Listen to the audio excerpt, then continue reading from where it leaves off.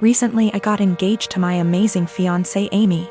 I was the happiest I have ever been when Amy said yes, and was nothing but excited for our wedding. We started planning the venues, the dates, and the invites. When talking about who to invite, we both agreed to invite out coworkers as we have worked in our respective jobs for years and like them all. As I checked that off the list, Amy spoke up and said everyone from my job can come except my work friend Tally. Tally is also one of my close friends, so this surprised me that Amy didn't want to invite her. She has met Tally multiple times and there didn't seem to be any issues. When I asked why, she said she just doesn't like her and finds our friendship uncomfortable, saying she thinks that Tally is the type of person to try to sway taken men and be the center of attention.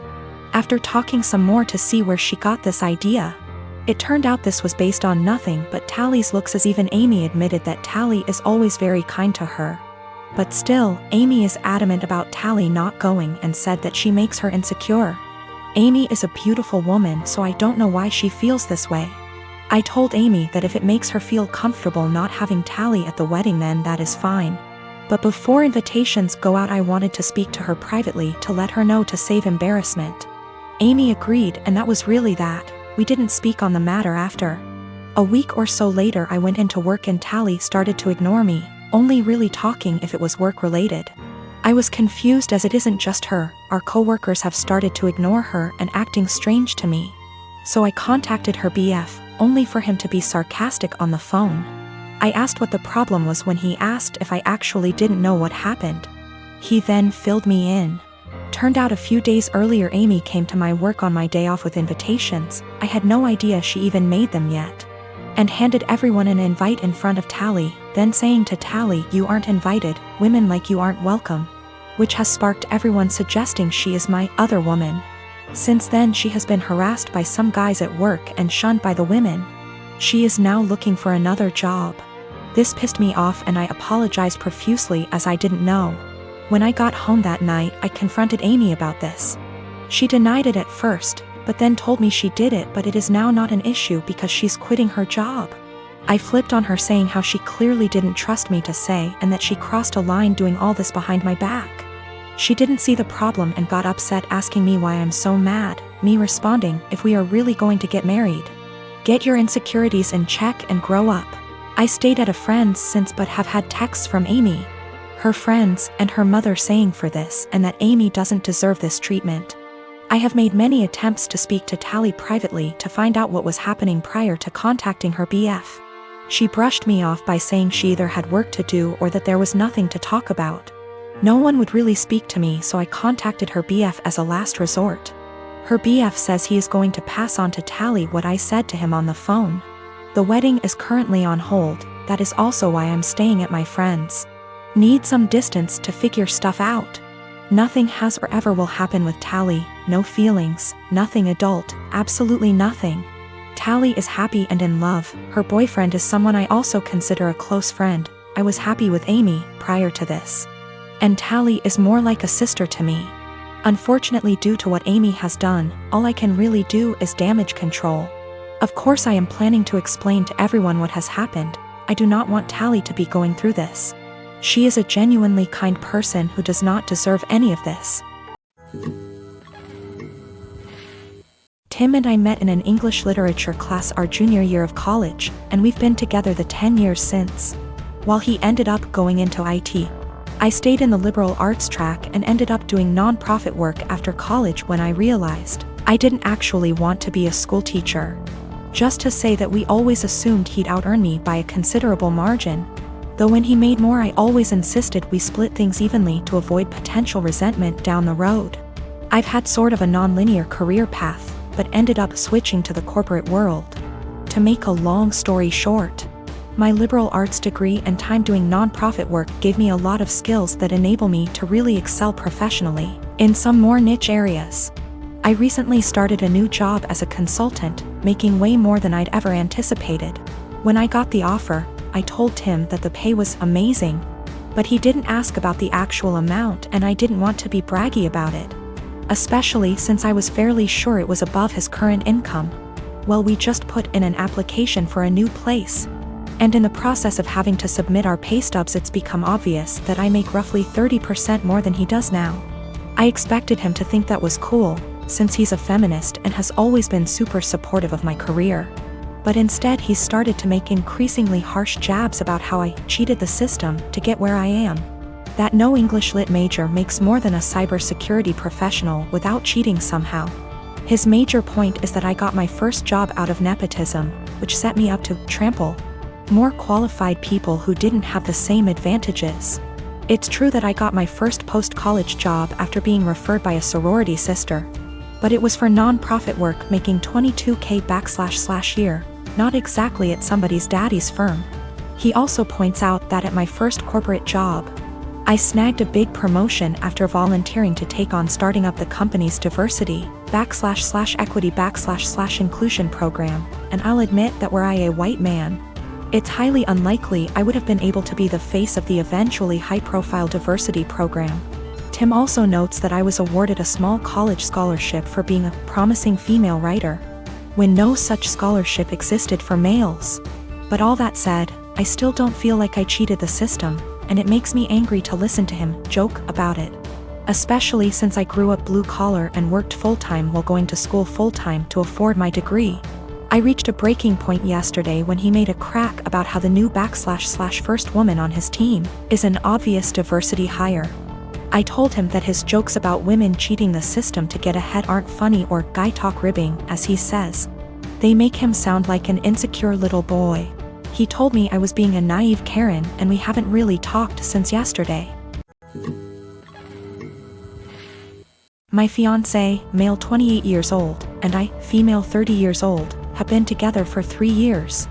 I used to live close to work and used public transportation, but after I moved into his house, which is hours away from work, I bought myself a car since I'm a nurse, and also since there isn't any hospitals close to where we live that I could transfer to.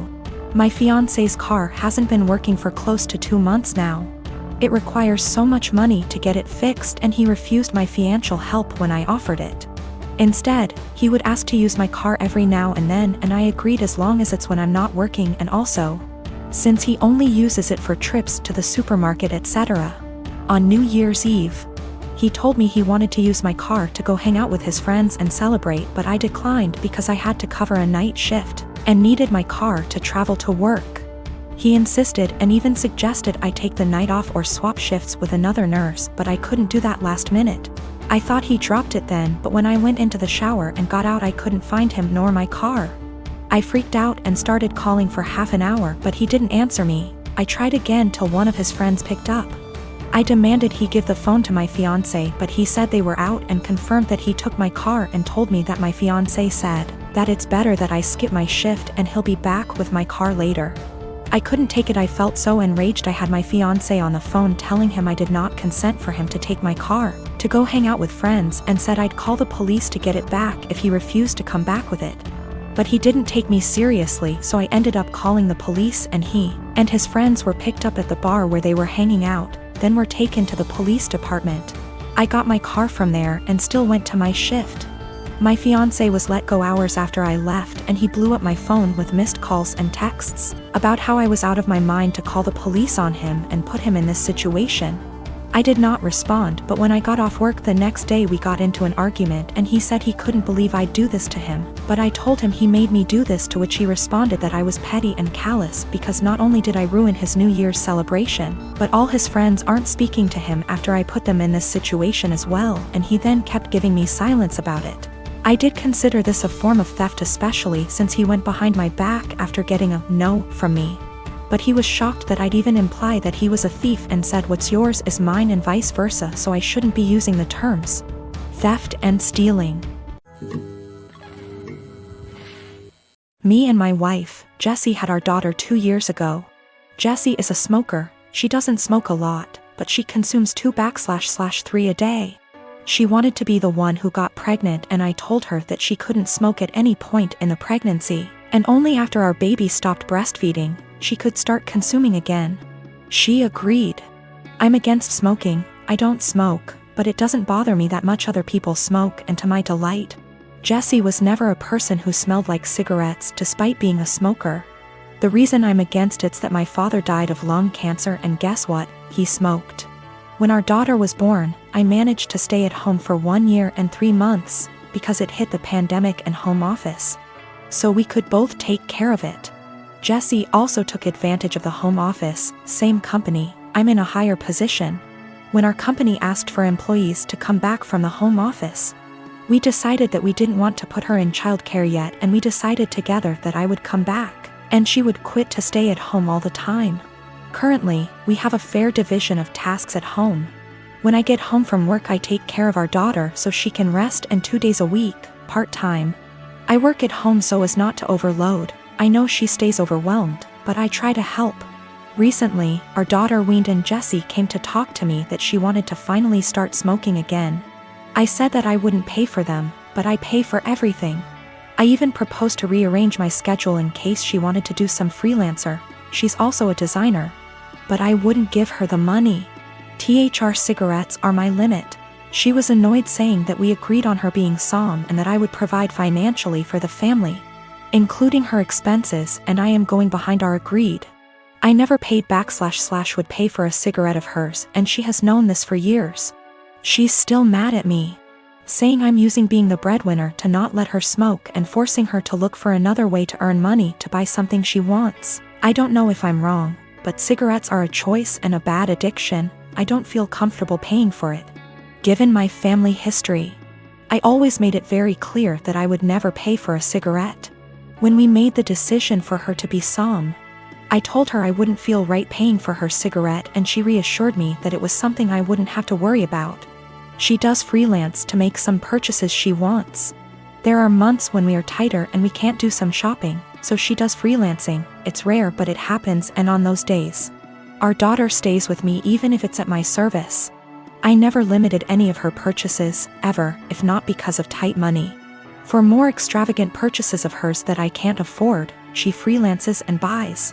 So I suggested she do one a month that covers her entire cigarette stash, and I would help by staying with our daughter. She is not entirely financially dependent on me. When she wants to buy something that I can't afford with our money, she makes a design request.